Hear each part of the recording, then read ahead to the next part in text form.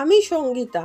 আমি আজকে আপনাদের কিরাম করে তেলের ময়াম ছাড়া আমি কচুরি পরোটার জন্যে আটা মাখি আর খুব সামান্য তেলে সেইটাকে ভাজি সেইরাম করে দেখাবো। আমি প্রথমে অর্গানিক আটা 1.5 কেজি নিয়েছি, নিয়ে তাতে 1 চামচ কালো জিরে আর পরিমাণ মতো নুন আর 500 গ্রাম টক দই দিয়ে আগে চটকে চটকে মেখেছি। তারপর টক দই দিয়ে মাখার পর তারপরে সামান্য সামান্য যেটুকুনি জল লাগবে দিয়ে দিয়ে ভালো করে ঠেসে ঠেসে মেখে আমি পরোটার ময়দাটাকে চাপা দিয়ে 1/2 ঘন্টার জন্য রেখে দিলাম। এবার ময়দাটা খুব ভালো সেট হয়ে গেছে, তারপরে আবার তাকে একটু ঠেসে নিয়ে আমি লেচি কেটে নিলাম।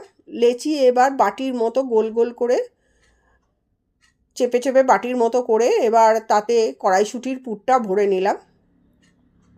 ভরে নিয়ে আমি সব ভরা হয়ে যাবার পর আমি রুটি মেকার মেশিন ভালো করে যখন গরম হয়ে যায় তখন এই রুটি মেকার মেশিনে আমি একটা একটা করে কচুরি সেঁকে সেঁকে রাখতে থাকলাম।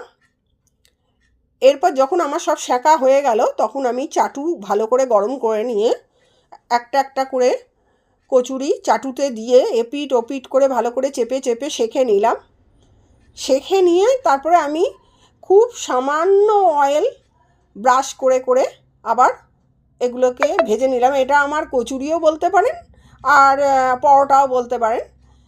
আমি এইরমভাবেই খুব সামান্য তেলে করি, আর এটাকে যদি শাঁকা তেলে ভেজে নেন তাহলে এটা কচুরিও হয়ে গেল।